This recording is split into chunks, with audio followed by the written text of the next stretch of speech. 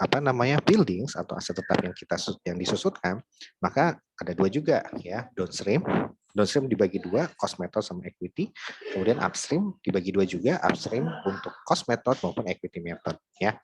Nah, ketentuannya di sini pada dasarnya ketika transaksi penjualan pembelian yang dapat disusutkan atau depreciable asset yang dilakukan oleh perusahaan induk anak ya, maka unrealized profit gain akan direalisasi melalui penjualan aset tetap tersebut kepada pihak ketiga. Nah, ini tambahannya. Atau melalui pemakaian aset oleh pihak pembeli. Nah, jadi beda nih kalau land tidak ada depresiasi. Sehingga land ini baru terrealisasi gain-nya ketika land-nya dijual pada pihak lain oleh misalkan kalau sudah dari anak kepada pihak lain gitu ya.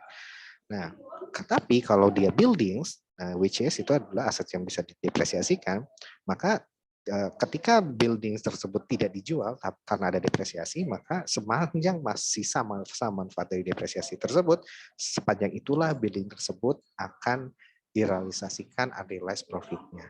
Nah, seperti itu. Jadi ada dua cara nih kalau buildings, bisa dijual atau nggak dijual nggak apa-apa, tapi nanti via depresiasi kita melakukan namanya piecemeal recognition of gain. Nah, seperti itu ya. Oke, kita masuk. Ini contohnya.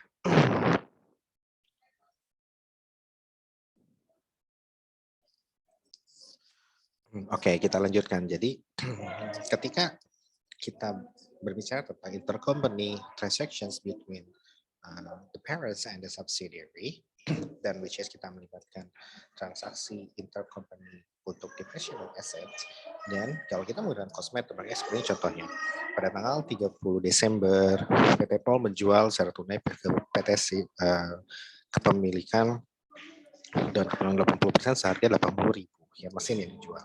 Nah, cost mesinnya adalah 90.000, akumulasinya adalah 40.000. Nah, karena depresiasi ya, jadi kita untuk mengetahui total cost-nya berapa, total book value-nya tinggal dikurangin sama dengan 50.000 gitu ya.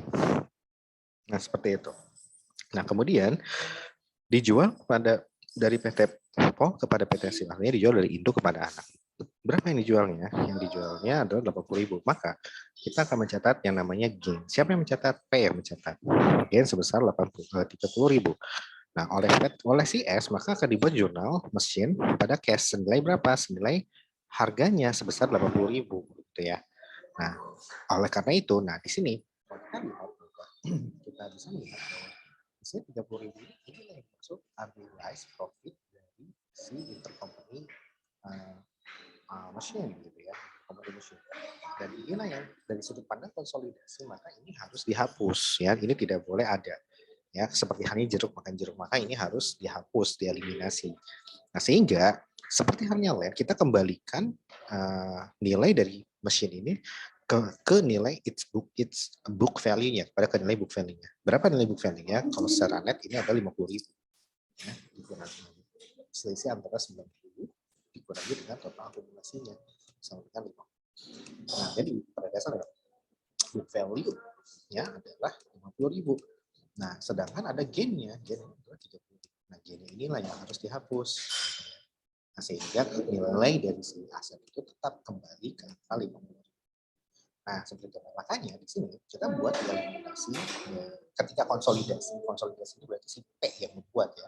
Nah, maka kita menghitungnya seperti gain pada chain sebesar 30.000. Nah, ini ketika kita lakukan, nah ini perhatikan di sini ketika tanggal 30 Desember. Ya. Nah, artinya belum ada depresiasi. Karena kan kita mengkonsol di tanggal 31 sehari kemudian. Nah, seperti itu. Akhirnya karena tidak ada depresiasi ya udah, maka ini nah, seperti itu. Nah, bagaimana kalau kita belinya Desember pada tanggal 1 Januari. Nah, jadi itulah yang akan kita ini kan yang akan kita lihat pada contoh selanjutnya. Oke, nah sekarang kita logiknya dulu. Kenapa eliminasi seperti ini ya tadi ya, karena ada overstated gain, ini harus dihapus dan gain itu ditambahkan kepada mesin. Mesinnya siapa? Mesin yang dicatat oleh SIS. Ya, gain ini saya mencatat SIP. Maka ini harus dikurangi.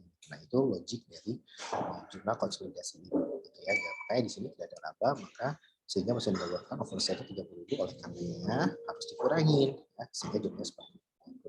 Dengan gain dan mengkredit mesin masing-masing sebesar 30.000. Makanya kalau kita masukkan di worksheet maka seperti ini. Nah, ini kalau dibeli per tanggal 1 Desember. Bagaimana kalau kita beli? Bagaimana kalau sampai itu menjual di awal tahun tanggal 1 Januari? Ketika itu, maka ada depresiasi yang dibuat oleh CS. Ya, depresiasinya adalah berapa? 380 bagi dengan sisa masa manfaatnya yaitu adalah 5 tahun. Berapa nilainya? 15. Nah, oke, sampai sini. Nah, ketika dibuat juga eliminasinya, gitu ya, maka dia harus pertama game-nya kita hapus, ya, game yang ini kita hapus. Ya, mesinnya juga karena ini kan menambah nilai dari mesin, ya, maka mesin ini kita hapus ya, sebesar 30.000. Ya. Nah, dan depresiasinya ini kan 16.000. Sedangkan book value-nya berapa? Book value aslinya adalah 90. Ditambah 40 sama dengan 50. Gitu ya. Nah, 50 dibagi sisa sama dibagi sama dengan berapa? Sama dengan 10.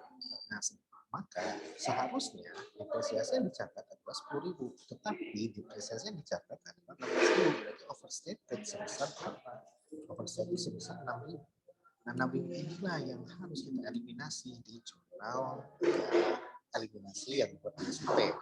Ya, that's why ini kan overstated ya, depresiasinya. Maka pasangan depresiasi adalah akumulasi. Nah, maka akumulasinya di debit, depresiasinya di kredit. Nah, kayak gitu ya. Nah, di sini keterangan dari sumber konsolidasi depresiasi seharusnya 10.000. Dari mana 10.000? 50.000 dibagi 50.000 dari mana? 50.000 itu book value-nya 90 ya. Sehingga harus dikurangi sebesar 6.000 dan laba konsolidasi naik sebesar 6.000 ya. Nah, seperti itu. Artinya kalau kita lihat bahwa cara cepatnya gimana sih? Ya udah, kita lihat aja ini berapa gainnya? 30.000. 30.000 itu kan nanti didepresiasi tinggal bagi aja dengan 5 sama dengan berapa? Sama dengan 6. Ya udah 6 ini kita coba ya accumulated pada depresiasi expense. Inilah yang overstated. Maka kita gunakan saja di jumlah. Nah, ini kalau di tahun pertama. Bagaimana dengan tahun selanjutnya? Di tahun kedua, maka pada dasarnya di tahun kedua, maka kita jumlahnya pada dasarnya ada A dan B ya. Nah, untuk yang depresiasi di tahun kedua, kita catat yang B sama ya, jumlahnya adalah 6.000. Nah, sama seperti yang tahun pertama ya, aku catat pada depresiasi.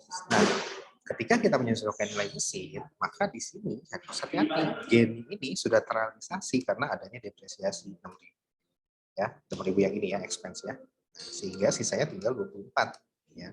Nah, 24 inilah yang nantinya akan apa namanya? Understated ya, overstated ya sih. Ya dong, karena expense-nya gede gitu ya. Berarti kan net income-nya kecil gitu ya. Ya sih. Oh iya. Oke, jadi pada dasarnya kenapa overstated? Kenapa RE ditaruh di debit ya? Karena ya tadi ya, karena pada dasarnya si gain ini kan apa namanya masuknya ke RE ya. Nah, sehingga akan overstated sebesar 30.000, tapi di saat bersamaan ada depreciation expense ya. Expense-nya naik gitu ya. Ketika expense-nya naik, maka net income akan turun gitu ya, maka nanti dampaknya RE-nya pun akan turun tapi sebesar 6.000 ya, sehingga total overstated RE-nya adalah 24.000. Nah, maka itulah yang akan kita sesuaikan gitu ya, akan kita sesuaikan di eliminasi tahun berikutnya, maka kita taruh di debit gitu ya, seperti itu. Nah, jadi selanjutnya adalah yang perlu kita perhatikan bahwa kita jangan lupa bahwa machinery-nya masih ada ya, masih karena kan dicatat oleh CS-nya, ini harus kita perhatikan 30. Nah, kemudian tapi sisanya masuk ke accumulated depreciation sebesar 6.000 itu kan dibawa dari yang tahun kemarin ya. Ini 30.000 unrealized, 6.000-nya adalah 6.000 yang bawah ya. 6.000 yang bawahnya ini adalah yang realized-nya. Ya, maka di sini kita catat di tahun kedua accumulated depreciation sebesar 6. Nah, seperti itu. Jadi jurnalnya seperti ini. Yang nanti di tahun ketiga, maka jurnalnya juga apa namanya kurang lebih sama ya tahun kedua.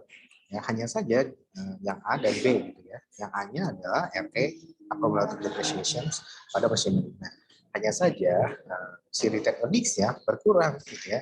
Kan 24 ini di tanggal 1 Januari ya, 1 Januari 2020. Maka ketika di akhir Desember 2020 udah ada depresiasi, udah ada realisasi 6.000 itu. Ya, sehingga 24 dikurangi dari 6.000 dulu sama dengan berapa? 18.000. Ya, sisanya berarti akumulatornya bertambah 6 tambah 6 ya, yang ini tambah menjadi 12.000 gitu ya. Jadi seperti itu ya. Jadi 24.000 dikurangi dengan yang 6.000 ini ya, hasilnya 18.000. Kemudian yang akumulatifnya jangan lupa nih ditambahin 6 tambah 6 sama dengan 12. Mesinnya tetap kita kurangi dengan 30.000 karena kan belum terjual, jadi tetap aja kita seperti ini kan. Nah kemudian apa namanya, Bismil recognition gain-nya juga kita akui juga ya, karena ini kan masih tahun ketiga ya, sedangkan jutanya kan 5 tahun ya, masih ada sisa 2 tahun. Berarti ini tinggal accumulated pada depreciation. Ini as always. Nah, seandainya di tahun 2022 ini dijual gitu ya. Nah, artinya ketika ini dijual, maka kita harus awal tahun 2022, misalnya 1 Januari 2022 dijual ya. Maka nanti kita harus lihatnya saldo return earnings-nya berapa di awal tahun 2022, tinggal dikurangin 18 kurang 6 sama dengan 12. Ya, maka 12.000 inilah saldo return earnings yang nanti akan kita hapus ketika dijual pada tahun tersebut ya. Maka nanti ketika dijual sama aja, nanti kita bikin gain pada RE pada mesin gitu ya. Sebesar berapa? Ya sebesar ini RE ya pada mesin sebesar 12.000. Nah, seperti itu jadinya ya, karena mesinnya kan RE pada bukan mesin, RE pada gain ya. RE pada gain karena kan ini ya. Nah, RE pada gain, tapi gainnya berapa? Bukan 30.000, udah diakui nih ya dengan adanya Bismil recognition gain udah 1, 2, 3, udah 3 tahun ya. Nama 18, berarti ini RE pada gain sebesar 12.000. Nah, seperti itu. Ya, dan mesinnya tidak perlu lagi dikurangi. Kenapa? Karena kan mesin udah terrealisasi, sehingga ya, sisa ya memang sudah boleh kita akui 30.000 ini sebagai penambah cost dari mesin gitu ya. Jadi nanti jadinya seperti ini kalau misalkan dijual di tanggal 1 Januari 2020, kurang lebih lah seperti itu ya. Oke, balik ke sini. Kalau di sini contohnya adalah berarti tidak terjual ya, dipakai terus sampai akhir tahun kelima ya, maka unit akan berulang-ulang seperti ini dengan jumlah return earnings yang nanti akan selalu berkurang setiap tahunnya. Nah, seperti itu. Ya, jadi terus sampai tahun 2023 ini jual terakhir. Setelah itu ya udah beresnya karena kan 5 tahun ya. 2019, 20, 21, 22. Kurang lebih seperti itu. Itu kalau cost method. Nah, bagaimana dengan equity method? Nah, kalau equity method, maka ada sedikit perbedaan ini downstream ya. Maka selain mengakui yang namanya CP, selain akan mencatat gain, dia juga akan mencatat income from S pada investment sebesar 30.000. Nah, artinya kalau equity method yang unrealized ini sudah dibenerin dulu via pencatatan income from ini yang ditaruh di debit, sehingga net income-nya nanti akan terkoreksi sebesar minus 30.000. Dan artinya net income kalau kita menggunakan equity method sudah benar, ya sudah benar. Nah, seperti itu. Nah, kemudian jurnal yang buatnya sama aja, maka jurnal yang eliminasinya gimana? Untuk eliminasi tahun pertama sama ya, gain on pada musim 30.000 ya. Itu kalau kita belinya di akhir tahun ya, sama seperti contoh yang sebelumnya. Nah, bagaimana kalau belinya dijualnya di awal tahun ya? Nah, kalau di awal tahun maka nanti si pertama akan ada dua jurnal income from ya. Pertama untuk menyesuaikan unrealized profit sebesar 30.000. Nah, kemudian yang kedua yang pertama ini berarti via income from ini ya 30.000. Nah, yang kedua adalah mengakui adanya Bismil recognition of gain ya.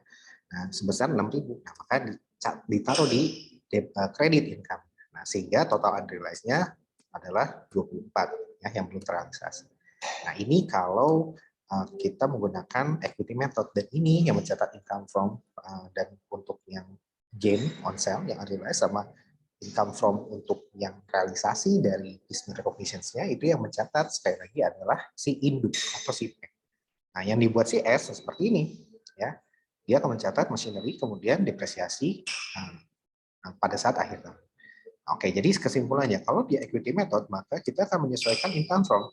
Ya, income from-nya akan kita kurangi dengan adanya unrealized profit, dan nanti akan kita tambahkan dengan adanya business recognition of gain. Ya, seperti itu. Nah, gimana caranya?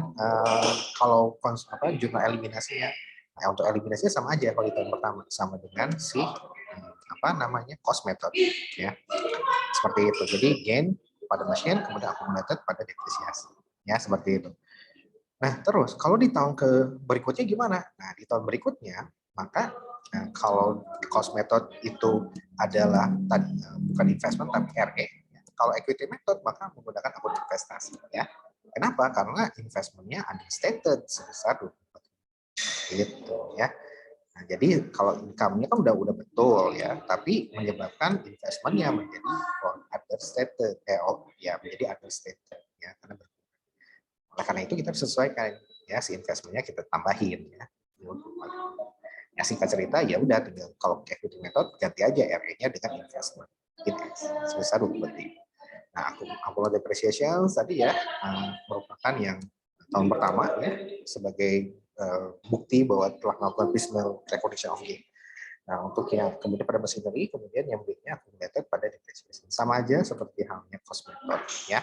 Bedanya cuma di jurnal RE-nya aja. Kalau cost method pakai RE, kalau equity pakai investment in S, ya. Nah, seperti dan seterusnya sampai dengan tahun kelima, ya. Jadi anjurnya sama kayak gini. Yang membedakan adalah apa? Nilai dari investment in S-nya, yang mana semakin berkurang tiap tahun. Nah, kemudian akumulasinya semakin bertambah, gitu ya. Investmentnya berkurang, akumulasinya bertambah. Investmentnya berkurang, akumulasinya bertambah. Nah, dan seterusnya, ya. Nah, ini adalah jurnal untuk equity method yang downstream. Bagaimana kalau kita membahas terkait upstream? Maka kita akan pada video yang selanjutnya. Terima kasih.